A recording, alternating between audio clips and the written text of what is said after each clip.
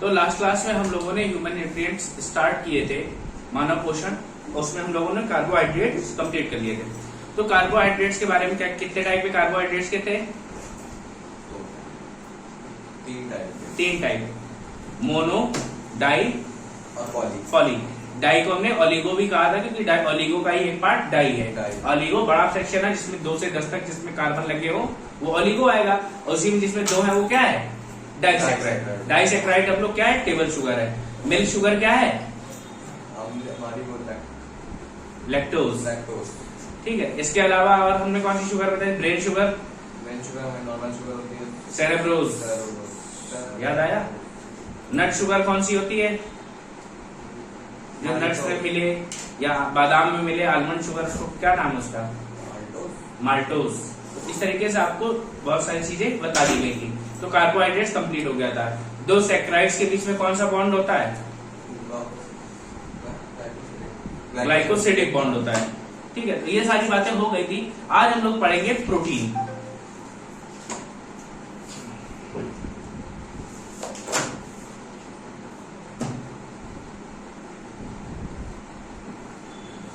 तो प्रोटीन भी हमारी बॉडी के लिए सबसे ज्यादा इंपॉर्टेंट है। क्यों? प्रोटीन हमारे लिए बॉडी में बहुत सारे काम करता है। जैसे क्या? आपकी मसल्स की ग्रोथ करानी हो तो कौन कराएगा? प्रोटीन कराएगा। आपको चोट लग गई है, चोट लगने के बाद जो घाव हुआ है उस घाव यानी वुंड की हीलिंग कौन कराएगा?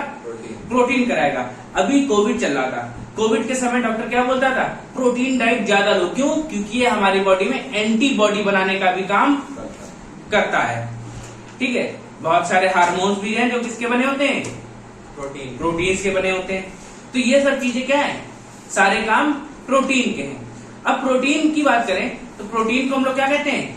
Building block of human body. ये क्या है? मनुष्य के जीवन की आधारभूत इकाई है। ठीक है। तो सबसे पहली line, protein is building block of human body. मनुष्य की शरीर क्या है?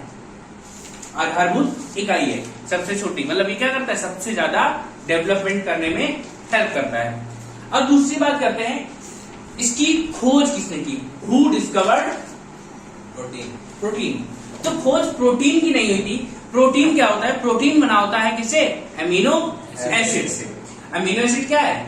जब बहुत सारे अमीनो एसिड मिलते हैं तो क्या बनाते हैं? Gives us protein. ढेर सारे अमीनो एसिड जुड़ते हैं, कितने भी हो सकते हैं, कोई दिक्कत। अब यही अमीनो एसिड का स्ट्रक्चर क्या है? अमीनो एसिड का स्ट्रक्चर पता है?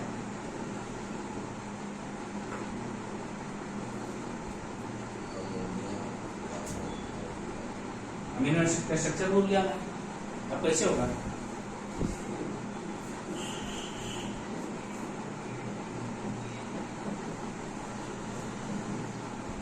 ये होता है आपके अमीनो एसिड का स्ट्रक्चर। अमीनो एसिड का स्ट्रक्चर क्या है? एक क्या लगा है? ये अमोनिया, इधर कार्बोक्सिलिक ग्रुप।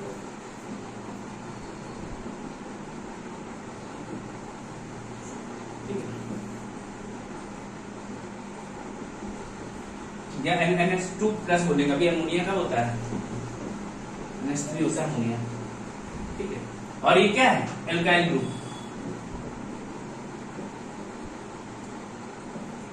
एल्काइल ग्रुप क्या होता है? अब आपने क्या पढ़े थे?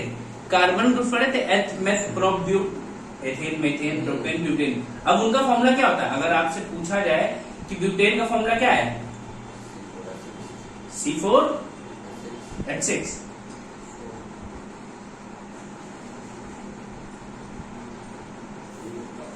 तो फॉर्मूला बना देंगे क्या?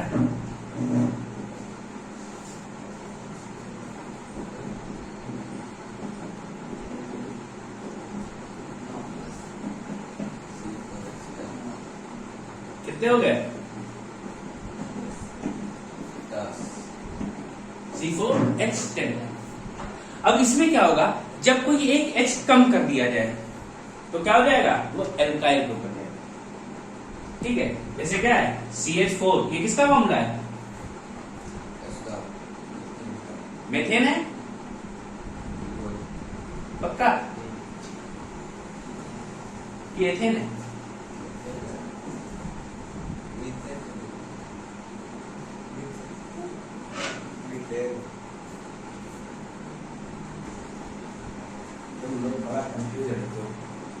ठीक है। तो CH4 क्या है, मेथेन है। अब इस मेथेन में अगर एक H कम कर दिया जाए तो क्या बचेगा, CH3, और यही CH3 हम यहाँ लगा दें, क्यों, ये अब एक हमें बॉन्ड भी तो चाहिए, तब एक H कम करेंगे और यहाँ पे लग जाएगा तो क्या एल्काइल ग्रुप हो जाता है, कोई दिक्कत। ये क्या है आपका, ये अमीनो एसिड का स्ट्रक्चर है। और अमीनो एसिड में तुमने क्या देखा कि यहाँ पे एक पॉजिटिव चार्ज है और यहाँ पे नेगेटिव चार्ज है। वह जनरली आप क्या पढ़ते, या तो एक एटम में मॉलिक्यूल में या पॉजिटिव चार्ज होगा या तो नेगेटिव चार्ज होगा, लेकिन ये भाई साहब क्या है, दोनों लेके चलेगा, अकेले कोई काम नहीं होता, पॉजिटिव भी अपुन है, नेगेटिव भी अपुन ही है, इनका ऐसा कहना है। और इसलिए ऐसे मॉलिक्यूल्स जो पॉजिटिव और नेगेटिव हो उनको कहा जाता है एम्फोटेरिक मॉलिक्यूल्स।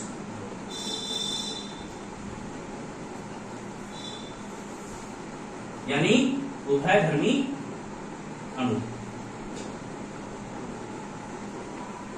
कोई दिक्कत आता है?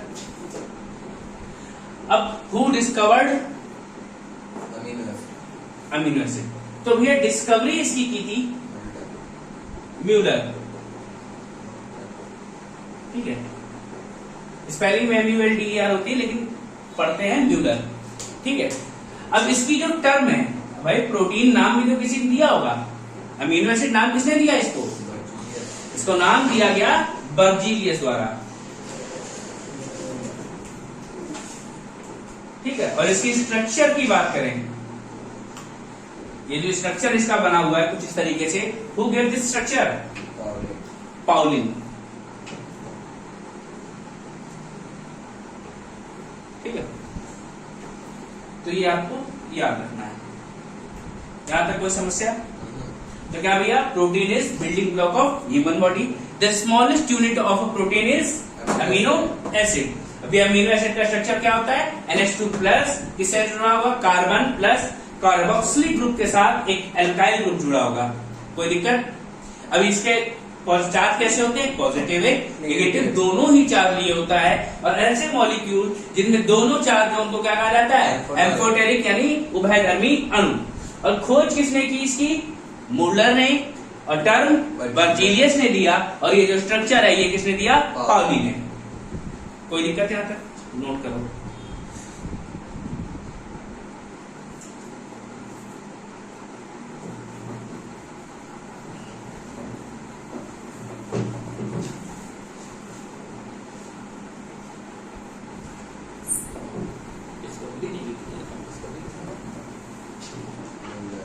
तो भैया प्रोटीन के फंक्शंस क्या थे, इसमें किस पे हेल्प करते हैं, फॉर्मेशन ऑफ मसल्स, और किसकी, एंटी बॉडी बनाने, और एंजाइम बनाने में, और हार्मोन्स बनाने में। तो ये सारे काम कौन कर रहे हैं, प्रोटीन कर रहे हैं। तो ये सारे फंक्शन आपको याद रखने हैं कि कहाँ कहाँ हेल्प करते हैं। और कहाँ, आपकी वुंड हीलिंग, आपको भैया चोट लगी है तो कौन हील कराएगा, प्रोटीन ही हेल्प कराता है। चोट लगने के बाद डॉक्टर क्या बोलता है, भैया हाई प्रोटीन डाइट, तो आपको क्या हो जाएगा, जल्दी सही हो जाएंगे। अब प्रोटीन के सोर्सेस क्या है, दाल, पल्सेस, एग, नॉनवेज में आप फिश भी ले सकते हैं, मटन भी ले सकते हैं, और कुछ भी ले सकते हैं इस टाइप का, जिससे प्रोटीन मिलता हो, ठीक है। और क्या है, soybean, one of the richest protein source, ये सबसे ज्यादा अंडे और सोयाबीन में सबसे ज्यादा मिलता है। और कहा, चिकन में तो बहुत ज्यादा मिलते हैं, चिकन में प्रोटीन का अमाउंट हाई प्रोटीन होता है। ठीक है, अब देखो एक एवरेज मेल को एक दिन में कितना लेना चाहिए? 27 ग्राम 56 to 58 ग्राम पर डे एक व्यक्ति को प्रोटीन लेना चाहिए, मेल को। कोई दिक्कत? और फीमेल की बात करें तो 46 से 48 ग्राम पर डे। कोई दिक्कत? वहीं अगर कोई लेडी प्रेग्नेंट है, उसको एक दिन में 70 से 76 ग्राम प्रोटीन लेना चाहिए। क्यों? उसके साथ साथ उसके बच्चे को भी जरूरत होती है। और सबसे ज्यादा प्रोटीन पता है किसको जरूरत होती है? यंग चाइल्ड को, जो बच्चे ग्रोथ कर रहे होते हैं भैया, उनको प्रोटीन की सबसे जरूरत होती है। यंग चाइल्ड को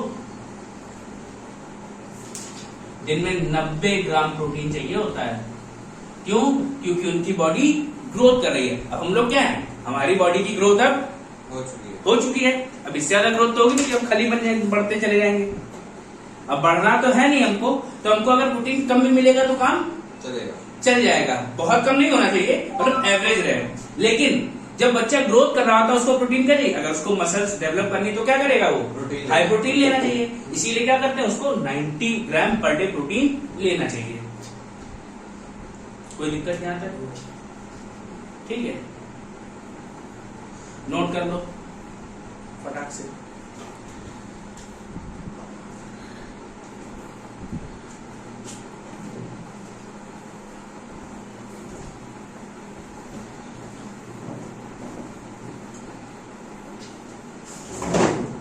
अब हमारी बॉडी में कितने टाइप के प्रोटीन पाए जाते हैं? हमारी बॉडी में 2 प्रकार के प्रोटीन पाए जाते हैं। There are 2 types of protein in our body, जिनकी टोटल संख्या होती है 20। कितने होते हैं? होते 20 हैं, टाइप 2 होते हैं। समझ रहे हो? होते 20 हैं और टाइप 2 होते हैं। एक होता है कौन से? Essential proteins. दूसरे होते हैं नॉन इसेंशियल।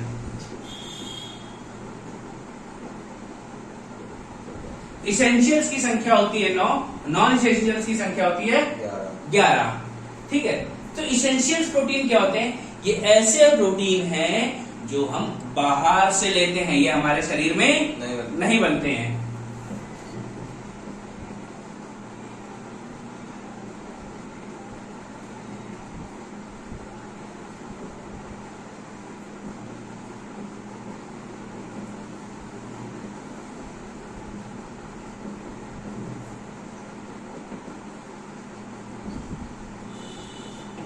ये हमारी बॉडी में नहीं बनते हैं। कोई दिक्कत? वही नॉन इसेंशियल प्रोटीन क्या होते हैं? ये हमारी बॉडी में बनते हैं।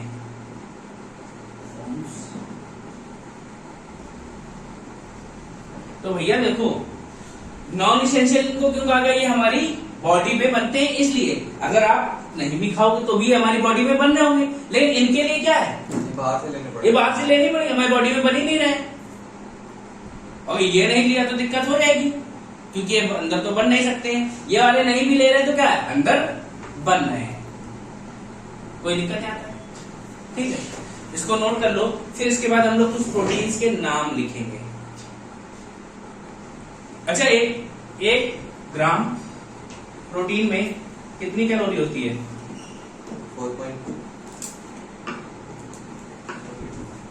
4.1 से 4.3 कैलोरी। ठीक है, ठीक है। फिर इंडियन मार्केट ब्यूरो ने एक ह्यूमन के लिए कितने प्रोटीन का स्टैंडर्ड सेट कर रखा है? एक दिन में एक मनुष्य को कितना प्रोटीन लेना चाहिए according to Indian market bureau? It is 60 gram per day. ठीक है, इंडियन मार्केट ब्यूरो के हिसाब से कितना लेना है? 60 ग्राम पर डे। एक दिन में 60 ग्राम। कोई दिक्कत नहीं आता? ठीक है, इसको नोट करो। फिर उसके बाद हम लोग आगे बात करते हैं प्रोटीन से।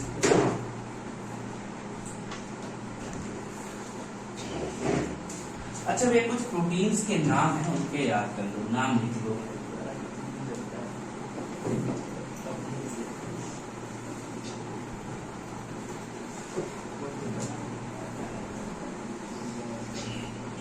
तो भैया दालों में कौन सा प्रोटीन होता है? पल्सेस।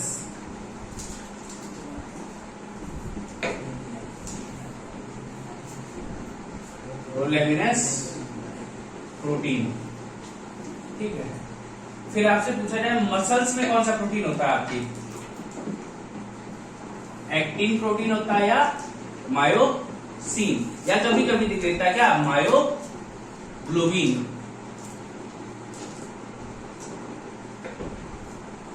कोई दिक्कत? फिर इसके बाद एग में कौन सा प्रोटीन होता है? एल्ब्यूमिन प्रोटीन होता है। फिर वीट की बात करें, वीट में कौन सा प्रोटीन है?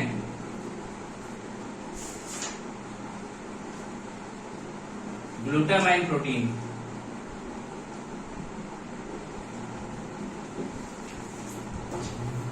ठीक। फिर आपकी कैरेट होती है, कैरेट में कौन सा होता है? कैरोटीन। यही कैरोटीन प्रोटीन कैरेट को कौन सा कलर देता है? Orange colour. याद रखना, कैरोटीन की वजह से इसमें क्या कलर आता है? ऑरेंज कलर आता है। फिर इसके बाद बात करते हैं आपके हेयर्स की, हेयर्स, नेल्स। तो इनमें कौन सा प्रोटीन पाया जाता है? केराटिन। इनमें पाया जाता है अल्फा केरेटीन। केरेटीन भी याद रखोगे तो भी काम चल जाएगा। अल्फा केरेटीन होता है। तो वो बोलते नहीं शैम्पू वाले, आपके शैम्पू में केरेटीन है, ठीक है। अच्छा वही जो स्पाइडर वेब होता है,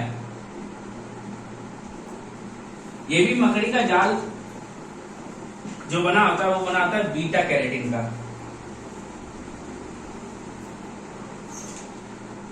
ठीक है। फिर इसके बाद आपकी जो कार्टिलेज होती है, इसमें कौन सा प्रोटीन होता है? इसमें होता है कॉन्ड्रिन प्रोटीन। कोई दिक्कत?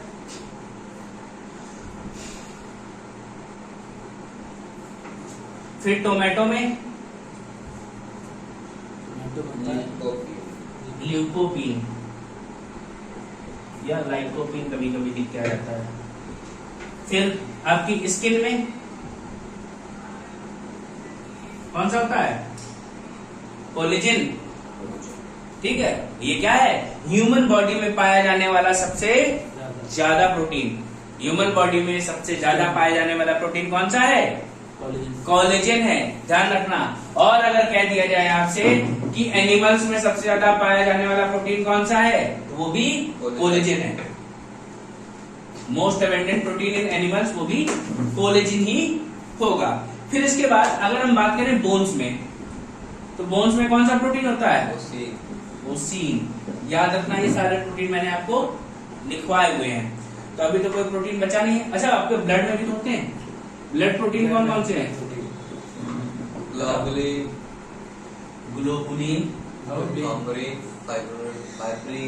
हाँ, थ्रोम्बिन,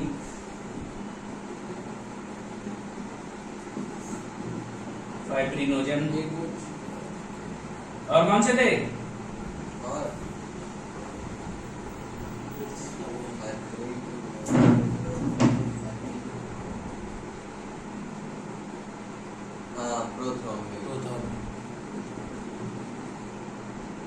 नहीं तो थे, ये आपके ब्लड प्रोटीन थे। तो ब्लड में भी जितने वो एलिमेंट थे वो क्या थे? वो सब के सब प्रोटीन ही थे।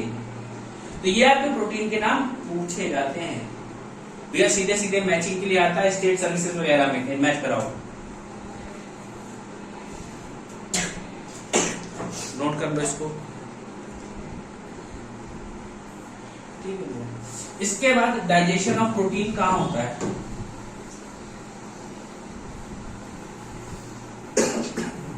प्रोटीन का पाचन कहाँ होता है भैया? प्रोटीन का पाचन, हाँ, और नहीं बता पाए तो आज चल जाएगा डंडा। डाइजेस्टिव सिस्टम बहुत बड़ा है।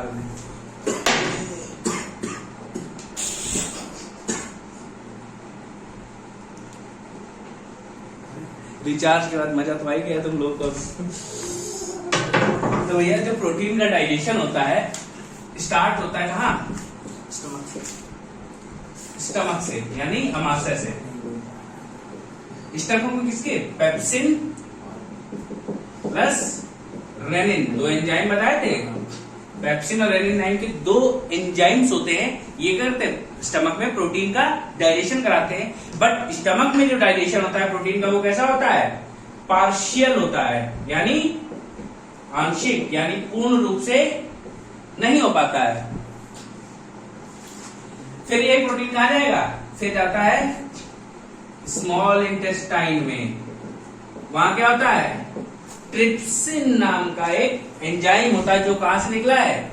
पेनक्रियास से। पेनक्रियास से क्या निकला?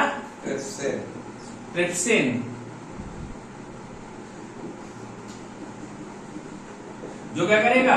कंप्लीट डाइजेशन कराता है प्रोटीन का।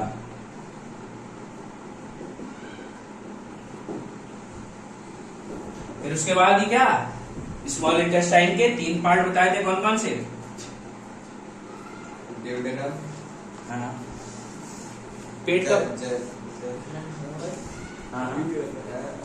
जेजुनम, जेजुनम, इलियम, 3 पार्ट बताए गए थे। तो इलियम वाले पार्ट, जेजुनम में क्या काम होता है? कुछ काम नहीं होता, वो बस फूड को पास कर लेता है इलियम के लिए। जब इलियम में जाता है तो वहां फूड का एब्जॉर्प्शन होता है। तो जो भैया जो हमारा अब प्रोटीन क्या था? प्रोटीन टूटा किसमें? अमीनो एसिड्स में टूटा होगा। यही तो क्या कह रहता है? Digestion, breakdown of complex molecule into simpler molecule is known as digestion. तो यही जब हुआ, जब प्रोटीन किसमें टूटा? अमीनो एसिड में। अब जितने अमीनो एसिड की हमको जरूरत है वो हमारे इलियम वाले पार्ट में जाके एब्जॉर्ब हो जाएंगे हमारी बॉडी में, जहां जहां जरूरत है उनको भेज दिया जाएगा। कोई दिक्कत? अब हमने प्रोटीन खा लिया, प्रोटीन खाने के बाद जो एब्जॉर्ब हो गए तो हो गए। अब प्रोटीन क्या हो सकती है? या तो कमी हो सकती है या तो एक्सेस हो सकते हैं। दो बीमारियां, या तो एक्सेस होंगे या तो डिफिशियंसी होगी।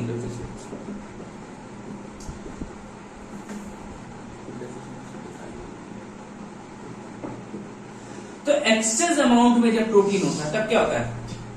जब प्रोटीन हमारी बॉडी में एक्सेस अमाउंट में होता है तो आपको याद होगा NH2+ लगा हुआ था। ये टूट कर क्या पहुंचता है? ये टूट जाता है इसमें अमोनिया में। अमोनिया फॉर्म करेगा और अमोनिया कहां बनती है?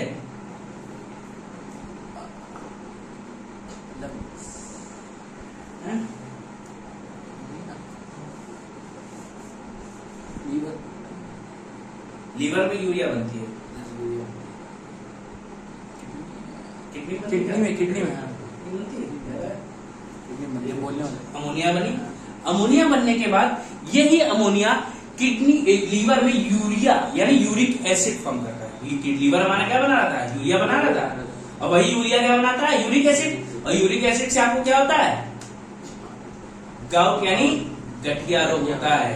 बता देना, ठीक है। तो क्या होगा? ये अमोनिया में ब्रेक होके फॉर्म्स यूरिया इन लीवर, ठीक है, which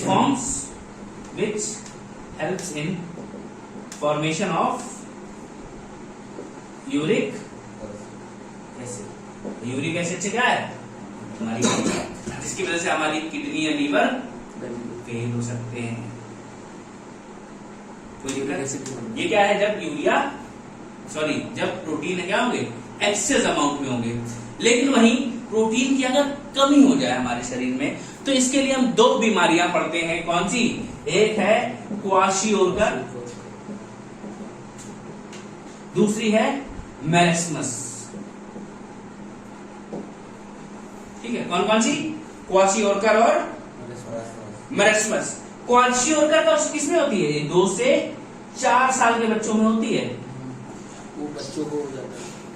ठीक है। अब क्वाशियोर्कर के हम फीचर्स की बात करें तो क्वाशियोर्कर में सिम्टम्स क्या होते हैं? तो क्या होता है क्वाशियोर्कर में? बच्चे का पेट फूलने लगता है और हाथ पैर पतले हो जाते हैं। कोई दिक्कत? ये सिर्फ क्या होता है? क्वाशियोर्कर सिर्फ प्रोटीन की कमी से होता है। ठीक है। वहीं हम मैरेस्मस की बात करें, इसमें प्रोटीन के साथ साथ कुछ न्यूट्रिएंट्स भी कमी होती है। प्रोटीन की तो कमी थी प्लस कुछ न्यूट्रिएंट्स की कमी है, लेकिन मेनली हम लोग प्रोटीन के लिए जानते हैं इनको दोनों को। ठीक है, ये 1 से 2 साल के बच्चों के अंदर होता है। इसमें होता क्या है? इसमें भैया क्या होता है, बच्चे के शरीर पे रिंकल्स पड़ने लगते हैं, ड्राई स्किन हो जाती है। पूरा सूख जाता है। ठीक है, क्या क्या हो जाएगा, रिंकल्स पड़ेंगे, ड्राई स्किन पड़ेगी और अनीमिया हो जाएगा। रिंकल्स, ड्राई स्किन, अनीमिया, और क्या होगा, ग्रोथ रुक जाती है। कोई दिक्कत? और इसमें क्वाशियोर्का में क्या होता है, पेट फूल जाता है। ठीक है, और हाथ पैर पतले हो जाते हैं।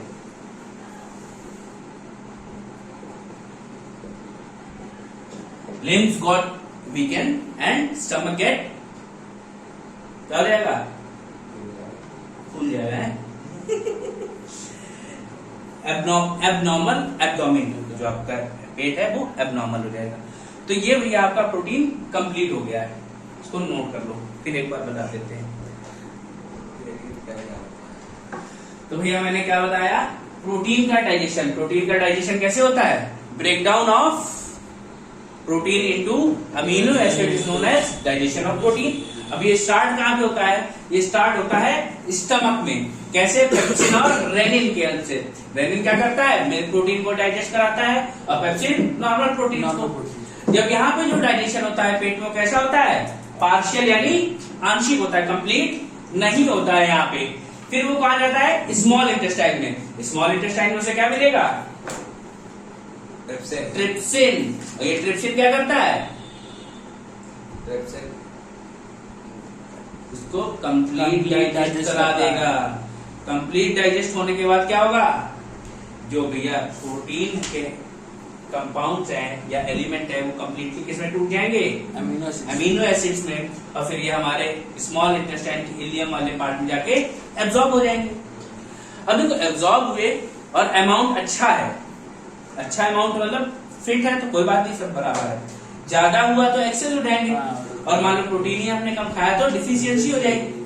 जब प्रोटीन का एक्सेस हो तो आपको क्या होगा, आपके शरीर में वो जो NH2 लगा था वो ब्रेक होके अमोनिया का बनाता है, और यही अमोनिया क्या करेगा, आपके किडनी में जाके क्या बनाता है, सॉरी लीवर में जाके यूरिया बनाएगा। यूरिया बनाएगा, यूरिया का फॉर्मेशन जो आपकी किडनी में पहुंचेगा वो क्या करता है, यूरिक एसिड का निर्माण करता है, जिससे आपको कौन सी बीमारी होती है, गाउट यानी गठिया की बीमारी होती है, आपके जोड़ों में दर्द शुरू हो जाता है। और यही गाउट क्या है, ये यूरिक एसिड आपकी किडनी और लीवर के फेलियर के भी रिस्पॉन्सिबल हो सकता है, कोई दिक्कत। लेकिन अगर ये प्रोटीन कमी हो जाए, प्रोटीन की कमी से मेनली 2 बीमारियां पड़ते हैं, क्वाशियोर्का है, दूसरी मेरेस्मस है। क्वाशियोर्का क्या है, 2 से 4 साल के बच्चों में होती है, ये सिर्फ प्रोटीन की कमी से होती है, प्रोटीन की कमी से होगी। और इसमें क्या होता है, बच्चे का पेट फूल जाएगा और हाथ पैर पतले हो जाएंगे। लेकिन वही मेरेस्मस की बात करें, ये 1 से 2 साल के बच्चों में होता है। इसमें बच्चे में क्या, बच्चे के शरीर में रिंकल्स पड़ने लगते हैं, बुढ़ा बुढ़ा दिखने लगेगा तुमको अचानक से। ठीक है, और क्या होगा, ड्राई स्किन हो जाएगी, अनीमिया यानी खून की कमी होगी। ये सब किसमें होता है, क्वाशियोर्का में होता है। और ये भैया आपका प्रोटीन खत्म हो गया है।